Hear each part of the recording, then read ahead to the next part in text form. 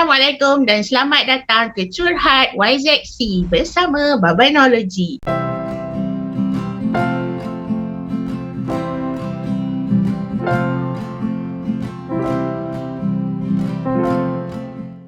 Co-host saya hari ini adalah Kak Ngah dan hari ini kita akan interview seorang adik ni, nama dia Sarah. Bukan nama sebenar, dia seorang bekas pelatih di Rumah Perlindungan Remaja Tersasar Arah. Beliau juga merupakan seorang ibu kepada seorang anak yang tidak sah taraf. Sekarang beliau adalah seorang pelajar IPT dengan grade yang cemerlang.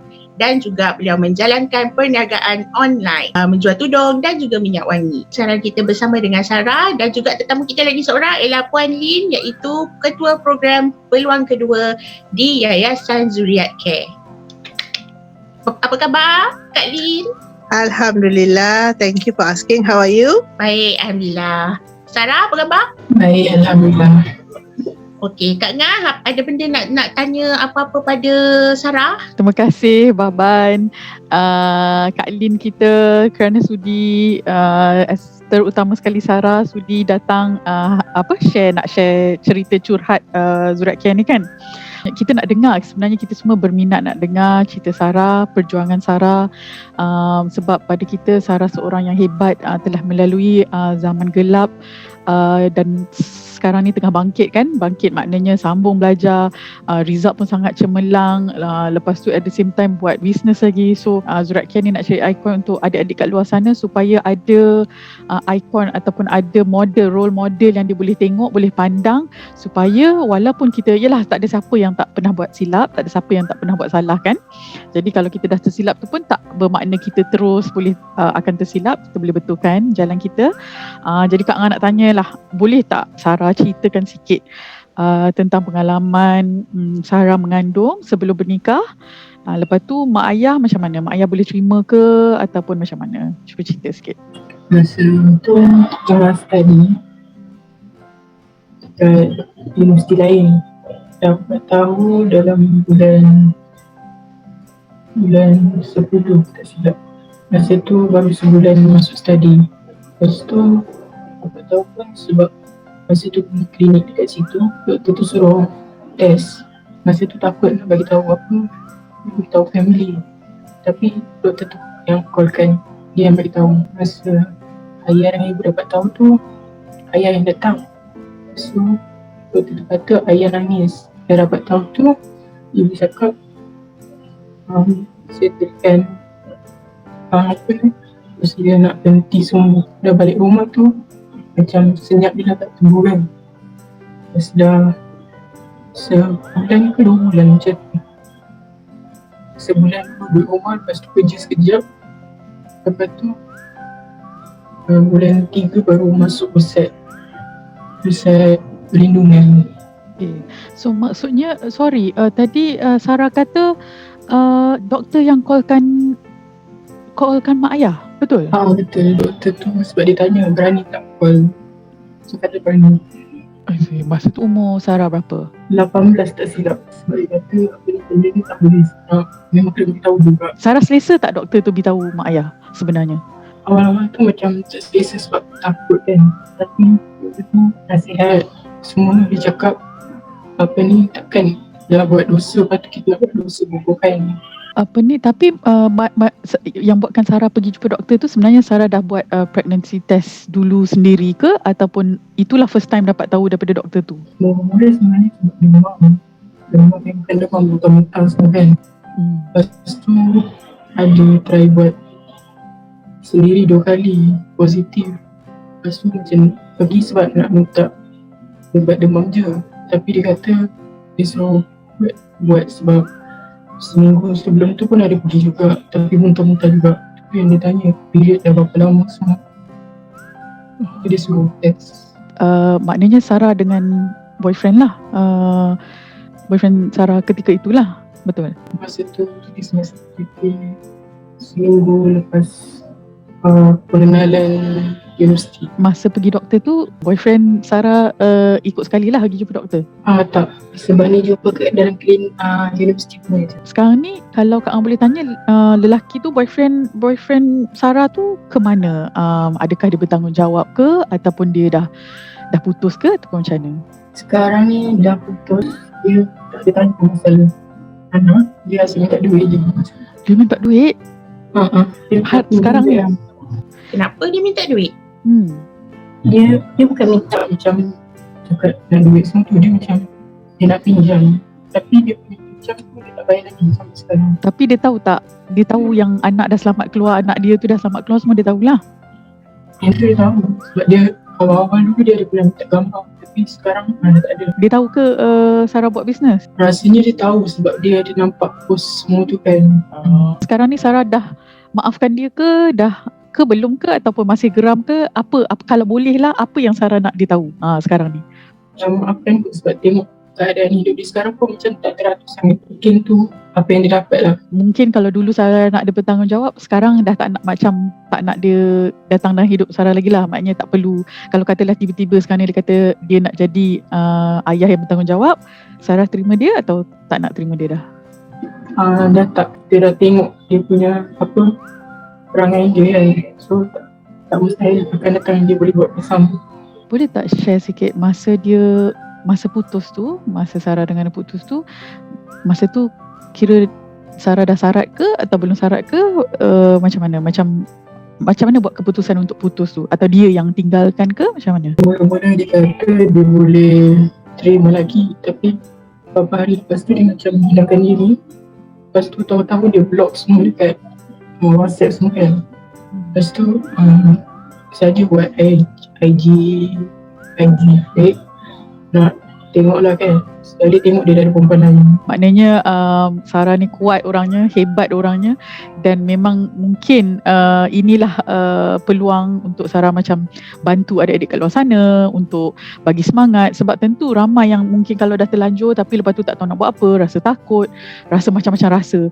Agak-agak yelah, Kak Ang faham macam Sarah tengah belajar semua kan, tengah buat bisnes lagi, tapi katalah ada adik-adik yang kat luar sana yang dah mengandung, yang rasa takut, Sarah sudi tak macam kalaulah dia contact Zuriat Care tapi dia kata dia nak macam nak bercakap dengan Sarah, contohlah, sebab dia rasa takut sangat, dia perlukan sokongan. Sarah sudi tak macam nak tolong ke, nak bagi support ke pada adik yang sedang melalui benda yang sama?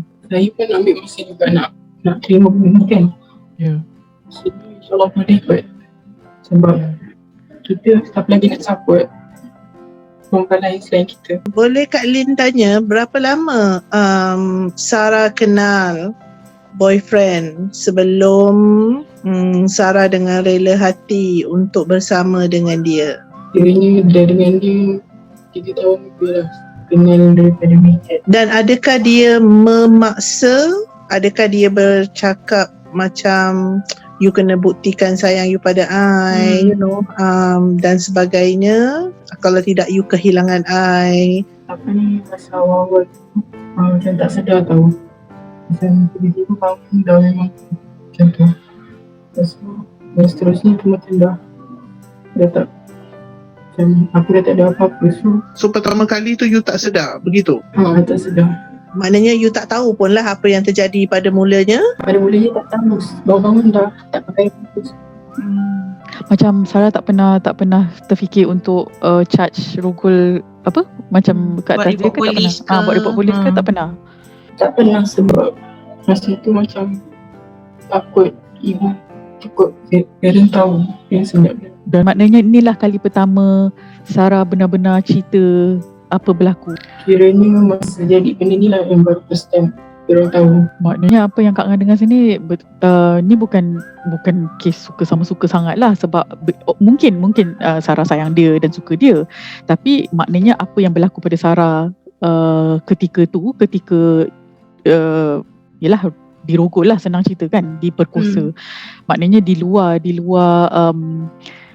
yelah bila kata perkosa tu di luar kemahuan lah kan. Dan maknanya Sarah tak pernah cerita, tak pernah cakap dengan siapa-siapa pun cerita ni. Dan sekarang ni Sarah dah maafkan dia.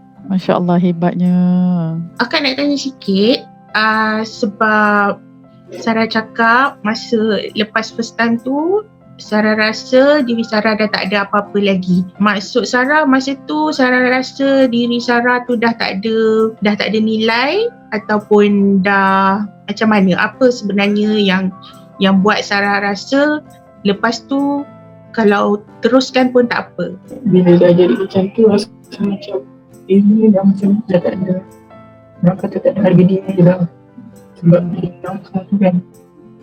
Sebab tu lah macam senyap aja. Tapi Sarah tak pernah marah dia, tak pernah macam confront dia kata apa yang dah buat kat saya ni apa, tak pernah tanya. Pernah tanya dia kenapa, nanti dia kata jangan risau, nanti dia tolong jawab. Kita beralih sikit, macam bila Sarah pregnant tu, macam mana boleh dapat nombor telefon rumah perlindungan ataupun macam mana boleh terfikir nak ke rumah perlindungan? Ibu yang carikan sebab ibu kata nak bagi senang urusan salin semua tu.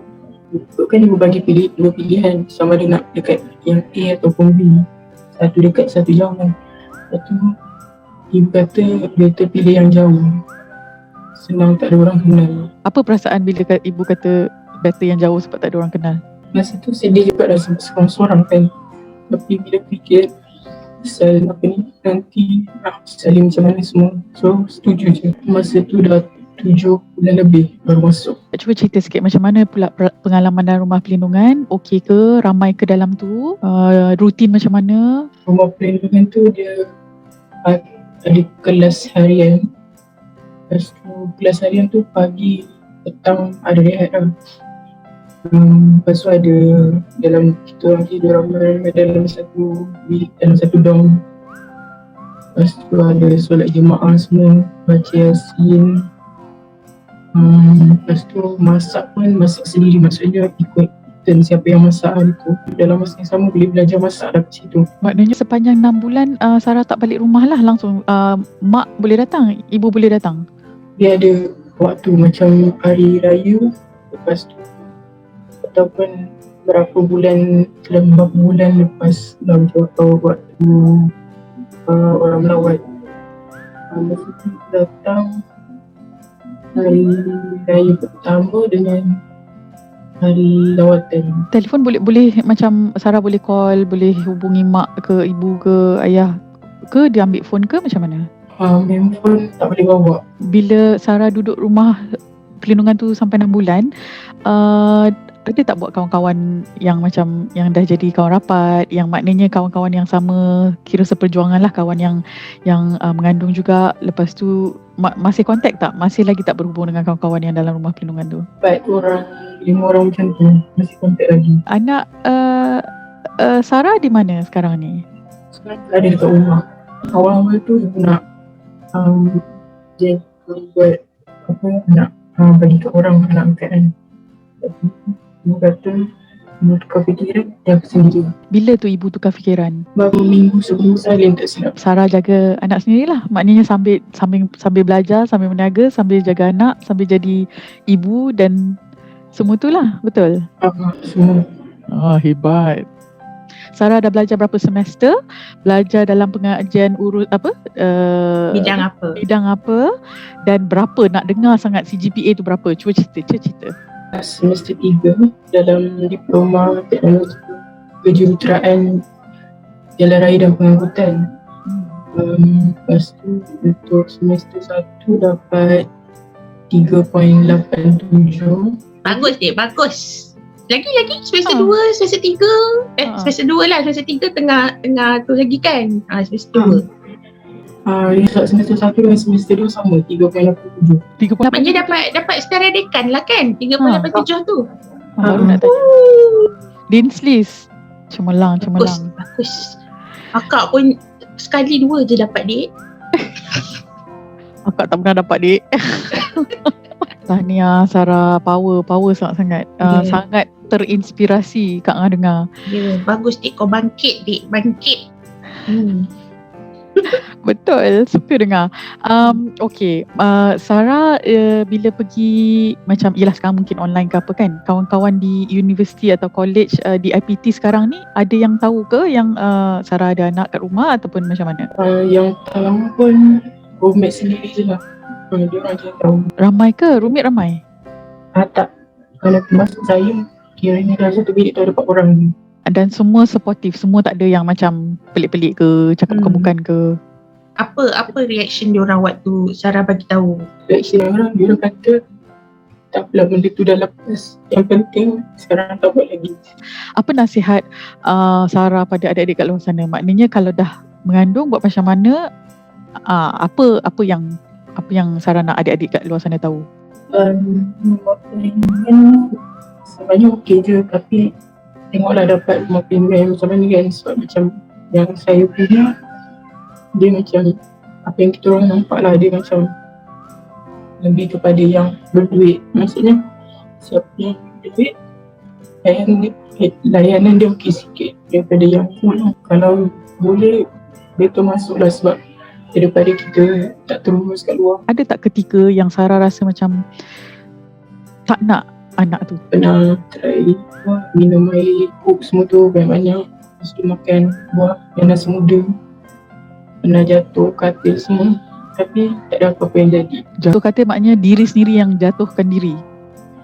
Pernah masa tu tengah dekat 9 bulan kot, jatuh kursi, pun tak ada apa-apa jadi juga. Pernah ke ibu bapa Sarah jumpa ibu bapa dia? Tak pernah, tak kenal pun. Dan ibu bapa Sarah tak pernah jumpa dia? Dia pernah jumpa. Berapa umur anak Sarah sekarang? Dekat 2 tahun lebih lah. Dia kenal Sarah sebagai ibu dia ataupun macam mana? Kakak ke? Sebagai kakak. Sekarang Sarah tengah belajar, anak dah 2 tahun lebih dan akan membesar. Katalah masa akan datang, katalah dah habis belajar, Sarah ada keinginan tak nak berkahwin, nak berumah tangga, nak cari suami yang baik ke, ataupun rasa macam takut ke macam mana? Kadang-kadang terfikir juga kan, sebab ada ke orang yang boleh terima semua kan. Ada jumpa. Sekarang kiranya dia tahu, dia kata dia boleh terima, tapi still berbelah bagi sama ada dia betul boleh terima ke tak. Oh, maknanya sekarang ni Sarah ada kawan lah. Ada. Ada boyfriend lah. Maknanya Sarah berterus terang dengan dia. Oh, okey. Dan dia kata dia boleh terima sekarang ni lah, maksudnya waktu ni. Kak Ngah, Kak Lin, Kak Baban semua kat sini doakan. Kak Ngah ada dengar cerita banyak, ramai sebenarnya yang tak, betul mungkin ada lelaki yang yang rasa itu dia tak suka, tapi ada ramai je juga orang yang lelaki yang tak pandang orang tu punya kisah silam, itu kisah silam, dan dia boleh terima kan. Mudah-mudahanlah Kak Ngah doakan macam Sarah, boyfriend yang sekarang ni, mudah-mudahan dapat lelaki yang baik, yang betul-betul ikhlas nak jaga Sarah dengan anak kan. Apa yang buatkan, sebab sebelum ni Kak Ngah tanya Sarah, Sarah kata Sarah belum bersedia, Sarah tak nak, tapi kali ni Sarah kata okey. Apa yang buatkan sekarang ni setelah mungkin 2 tahun lebih dah bersalin, apa yang buatkan kali ni Sarah rasa macam okey, Sarah nak cerita, nak share, nak curhat dengan kita? Kalau boleh tak nak orang lain yang buat benda sama. Rasa macam bila diorang dah buat benda ni, dan diorang dah tak ada jalan lain, akhirnya gugurkan semua tu, sebab banyak lagi jalan boleh buat. Sarah menyesal ke apa yang berlaku tu? Ikutkan menyesal juga kan, sebab daripada kena study je ni, sekarang kena jaga anak sekali semua. Jadi benda tu dah 2 kali kena buat. Tapi bagi saya, lepas ada anak, rezeki tu lagi utama. Orang kata kan anak tu bawa rezeki kan. Mudah-mudahan sebab Kak Ngah tengok Sarah pun rajin kerja kuat, belajar study kuat, result pun cemerlang, lepas tu meniaga lagi. Orang-orang yang rajin ni insyaAllah rezeki tu akan datang. Dah orang kata anak pun ada rezeki dia sendiri kan.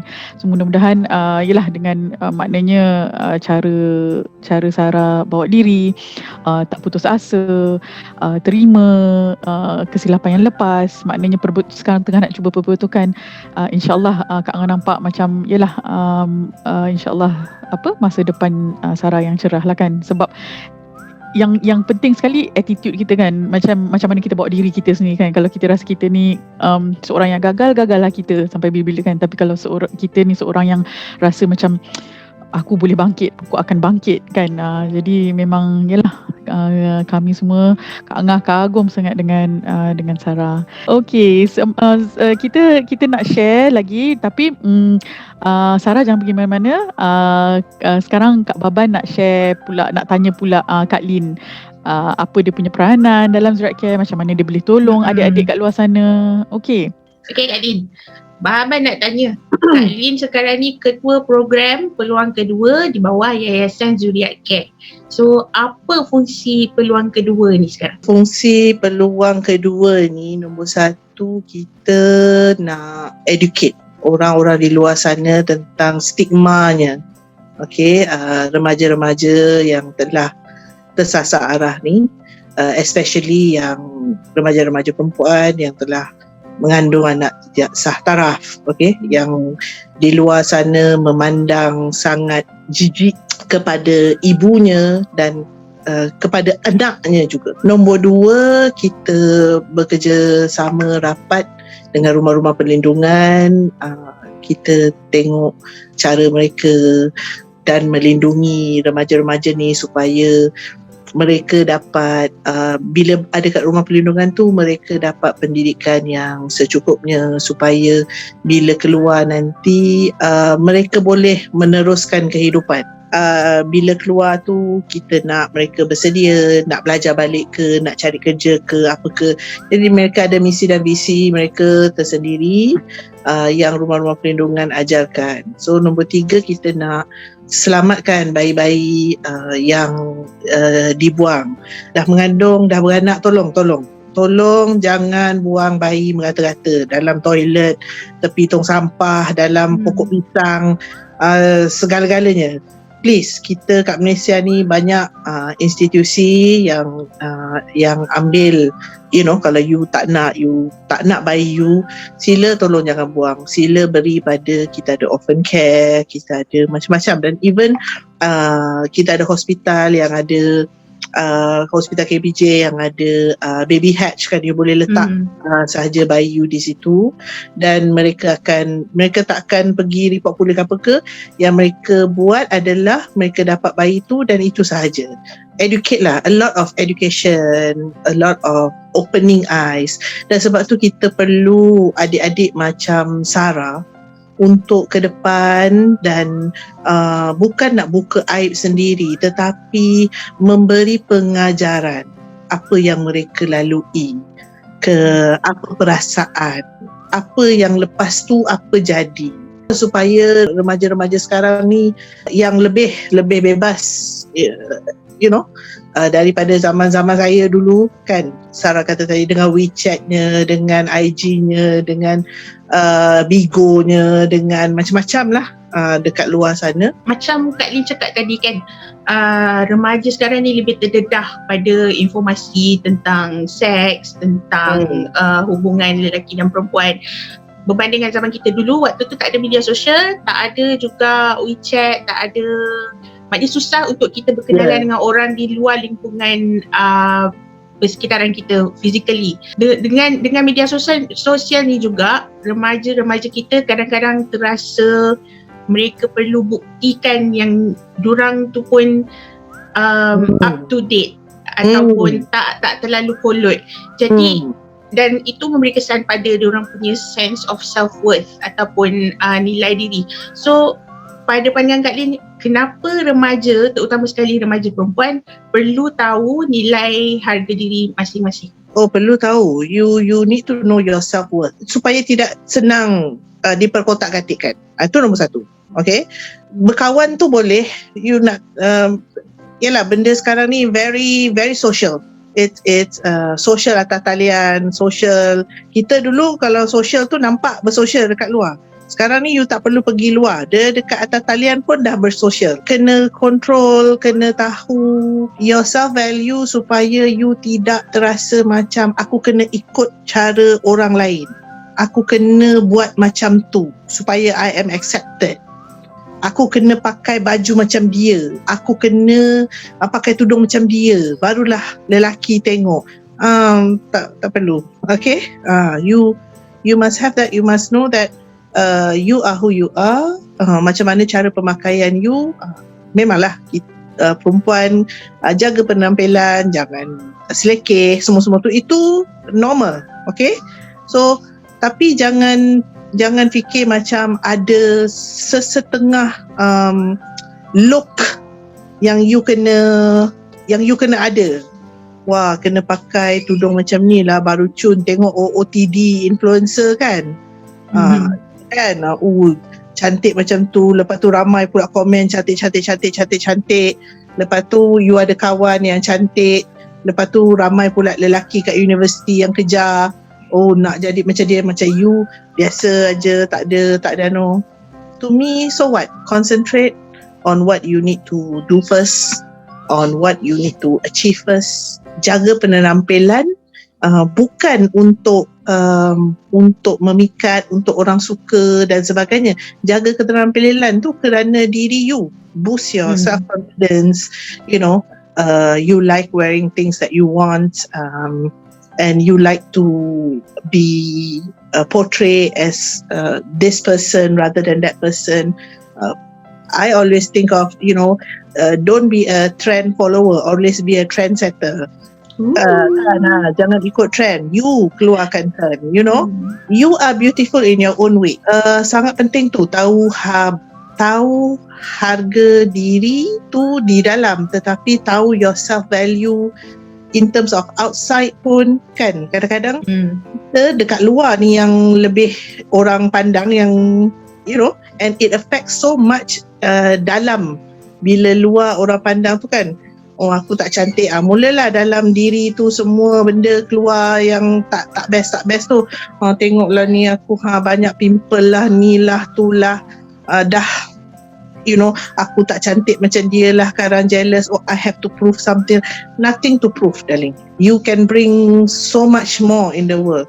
And you know what, ugly duckling always turn into a swan. See? Kak Lin, deep, sangat deep. Tapi betul lah, sebab pada Baban pun kita sebenarnya jati diri kita tu kena kuat supaya kita tak perlu rasa yang kita mesti jadi orang lain untuk diterima oleh orang lain. Kalau masyarakat kadang-kadang, yelah, ada masa-masa diri kita ni macam peribadi kita tu berbeza dari orang lain, dan kadang-kadang kita rasa kita perlu blend in, kata orang Jawa, blend in kan, fit in. Kita perlu fit in supaya kita tak jadi the odd one out. Tapi rasanya yelah, zaman remaja ni susah untuk kita jadi unik, sebab kita sentiasa rasa kita perlu jadi sama macam orang lain supaya kita tak ketinggalan. Dan pada masa yang sama juga, kalau jati diri kita kuat, kita akan berani untuk berkata tidak pada benda-benda yang kita tak selesa. So pada Kak Lin, kenapa remaja perempuan kita perlu berani untuk kata tak nak, tak boleh pada sesiapa saja yang memaksa untuk melakukan benda yang kita sendiri rasa kurang selesa untuk buat. Bercakap tentang perkataan no ni sangat penting untuk seorang perempuan. Tak kira lah you remaja ke, you budak kecil ke, you 40-an, 50-an, 60-an, 70-an. Perkataan no ni ataupun tidak, jangan, dia susah untuk seorang perempuan lapaskan kerana naluri kita, biasanya seorang perempuan ni hendak accommodate, okay? Hendak jaga hati. Membantu, Jaga hati, yes. Semuanya macam, alamak, kan aku cakap tak sekarang, nanti kan dia rasa macam ni sekarang. Kan aku cakap tak boleh ikut sekarang, dia rasa macam ni. Nanti dia tak nak kawan dengan aku. Macam tu lah, semua benda macam tu kan. But ada benda yang kita boleh nak jaga hati, ada benda yang kita boleh macam nak ketepikan, dan walaupun tak selesa kita buat, tapi dalam certain benda kita kena be stern about cakap no. seperti kan boyfriend, alah yang you ni kan kita dah kawan 2 tahun yang you know bla bla bla bla bla, you kena buktikan cinta you pada I, you kena ni, you kena segala tok nenek lah, segala kena bukti. Dia tak bukti-bukti juga, kita pula yang kena bukti. Kau macam tu kan. Ya betul. Pada adik-adik sana, kalau dia yang cakap macam tu, cakap je dengan dia, apa kata you buktikan cinta you dekat I dan bersabar dan tunggu. Some lelaki dia memang ala memaksa, dan you pula perempuan dah sayang, dah suka, you know. So keterpaksaan tu banyak, tapi try as much as you can, bersabar. Dalam setiap relationship ni, lelaki perempuan ni, you akan diuji dalam satu-satu masa.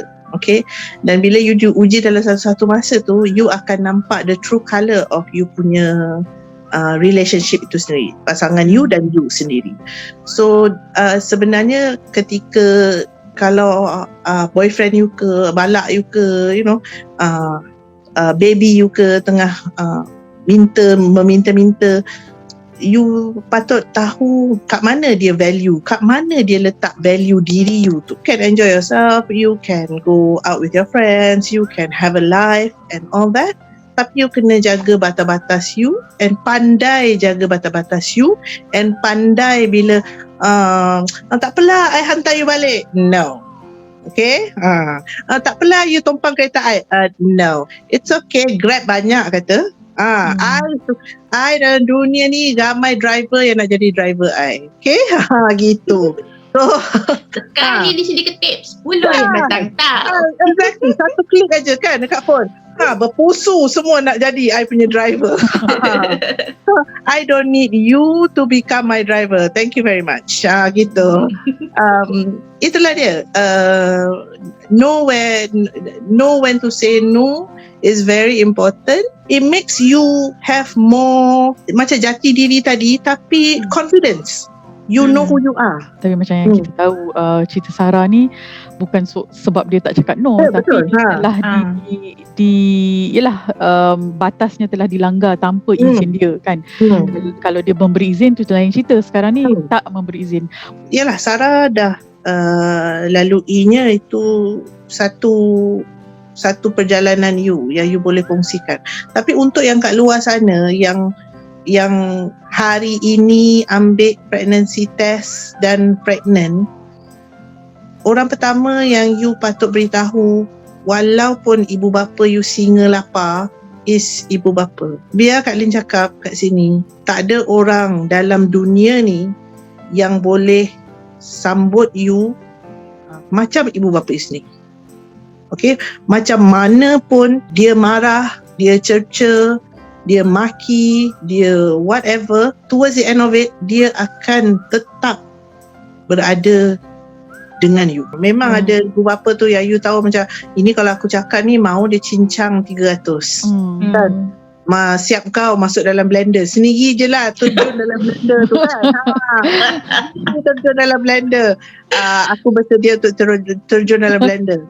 But what I'm saying here is, bila kita lalui as anak kan, kita kenal ibu bapa kita kan, kita kenal ibu bapa kita macam mana. Okay, kita kenal mami kita macam mana, kita kenal daddy kita macam mana, and kita tahu macam kalau kita buat salah, mak kita jadi singa lapar ke, wolf lapar ke, ayah kita jadi harimau berantai, tak berantai ke, macam mana ke, semua tu kita tahu.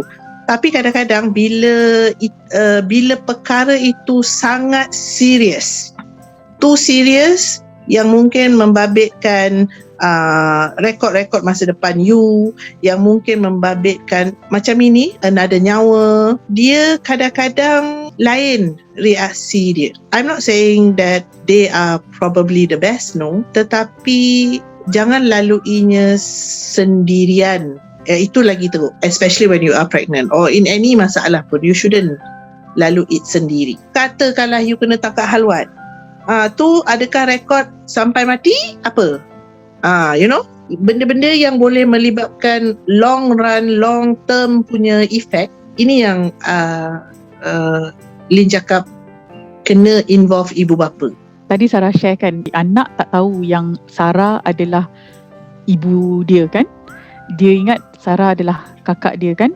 Jadi ada tak fikiran atau rancangan diri Sarah sendiri yang akan satu hari macam beritahu dengan anak tu yang dia sebenarnya adalah anak ke, ataupun tak ada rancangan? Dan mungkin Kak Lin boleh jawab macam agak-agak bila agaknya umur tu macam sesuai untuk diberitahu. Boleh Kak Lin tahu kenapa anak Sarah rasa Sarah kakak dia? Adakah itu yang dipersetujui dengan ibu bapa Sarah? Awal tu sebab masa bawa balik dia, saya stay dekat situ lagi dalam rumah pimpinan tu. Kira dia yang balik ke. Mungkin sebab dia dah dibiasakan panggil ibu saya tu ibu. So sebab tu dah jadi macam itu. Dalam surat beranak, Sarah adalah ibu kan? Betul. You have 12 years sebelum you nak duduk dengan dia and cakap, kerana apabila you nak explain, sama ada you explain lebih awal ataupun explain dia dah darjah 6, itu terpulang pada you lah. Tetapi bila kita masuk sekolah, kita perlu surat beranak, which is darjah 1 dah kan. So semua pun berkaitan dengan sekolah perlu ada surat beranak, and especially bila you masuk tingkatan 1, anak-anak you akan disuruh, bila darjah-darjah ni selalunya kita mak bapak yang buatkan untuk dia.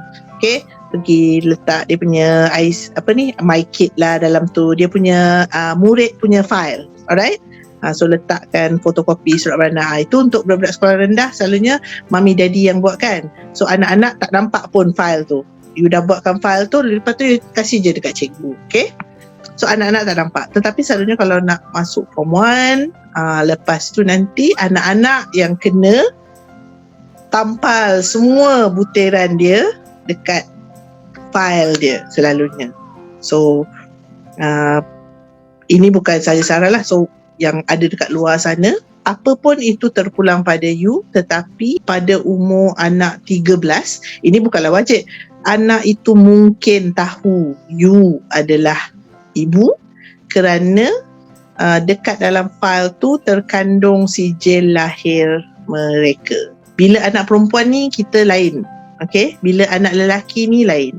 Anak lelaki ni dia tidak berpanjangan bila dia tidak sah taraf. Okay, tetapi anak perempuan ni nanti nak kahwin dan sebagainya. Okay, so kita kena tengok part yang tu juga. Penerimaan dia tentang diri dia, penerimaan orang tentang diri dia. You have to mold her to be strong. You have to mold her, bentuk dia untuk menjadi kuat macam you, menjadi confident macam you, dan menjadi yang terbaik macam you. Jangan putus asa, jangan putus usaha. It's not the end of the world. Banyak benda baik yang akan berlaku. Okey Kak Lin, terima kasih banyak sebab jadi tetamu kita malam ni, dan terima kasih juga pada Sarah yang sudi ditemu ramah malam ni. Kak Baban rasa sangat bertuah sebab dapat bercakap dengan Sarah. Tak adalah face to face kan, kita dekat Zoom kan, tapi saya rasa sangat bertuah lah sebab kenal seorang yang kuat dan kuat semangat dan rajin macam Sarah yang mampu bangkit daripada serendah-rendahnya dalam kehidupan dan bangkit pelan-pelan, dan sampai sekarang dah setiap kali masuk semester je dapat diseliskan. Bapa tak mampu buat macam tu, Dek. Kak Ngah nak jemput Sarah untuk share lah sikit apa barang-barang yang barang-barang bisnes Sarah. Promote Sarah, promote. Yang ni tudung yang kita dah launch minggu lepas. Jadi sekarang stok tinggal beberapa kali lah. Untuk yang ni bawal travel, tapi dia curve punya yang bidang 50. Yang ni pun saya jadi dropship untuk tudung ni. Ada jual juga tudung. Kalau sekarang nak launch bawal travel bidang 45 punya, dia punya material premium cotton. Cantiknya Sarah. Tapi apa beza, kenapa dia panggil bawal travel Apa beza bawal travel dengan bawal tak travel? Kalau orang yang suka travelling, mestilah dia akan macam nak cepat semua kan. Jadi bawal travel ni dia memudahkan orang yang ada jenis orang yang bila pakai bawal ni susah nak bentuk semua. Bila pakai bawal travel ni, kita guna material yang premium, jadi dia akan lebih senang bentuk. So, jimat masa kat situ lah. Kalau yang bawal travel bidang 45 punya yang kita nak launch hari Selasa ni, Kena iron tak? dia still kena iron, cuma dia Senang iron lah. Minyak wangi ni dia dalam bentuk mini sebab ada 8 kot bau. Lepas tu kenapa kita buat dalam mini, sebab satu nak senang orang bawa pergi mana-mana. Okey Kak Ngah. Kak Ngah beli 8. 8 tapi sekarang tinggal 4 aja yang ada dekat yang belum buka. Yang lain sama ada yang dah buka ataupun ada yang dah share, dah bagi orang, bagi anak. So tinggal 4 tapi bau dia semua sedap. Ada yang bau fruity, ada bau flowery. Tapi bau dia tahan lama. Dia Ada bau manis tak? Abang suka bau manis? ada ramai pula. Tereng. Wow. Oh my god, macam tu dengan kotak macam tu lawa RM10 je. Yes. Ya, sahaja. Wow. Yes, Tereng. I was shocked. Kotak dia memang cute, okay? Kotak dia memang cute and dia punya bau memang best. Okey. Nanti Kak Baban pun nak beli ya Sarah Ada kan bau manis-manis kan? Macam Kak Baban kan? Ada kan? Alhamdulillah lah Sarah, insyaAllah belajar online business. Macam Sarah cakap, setiap anak itu ada membawa rezeki. Kadang-kadang dia tak bawa rezeki duit, tapi dia bawa rezeki Dean's List setiap semester. Dan kita kena syukur and redha always.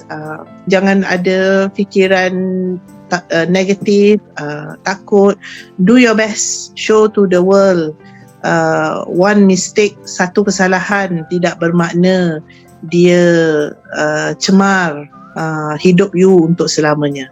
Bangkit dan selalu bangkit untuk mencapai kejayaan yang you inginkan. Bagi kata-kata akhir yang paling pendek, yang paling padu untuk kawan-kawan kat luar sana. Boleh? Lagi boleh elakkan diri daripada terjebak dalam benda ni. Cuba elakkan, sebab kadang-kadang bila kita dah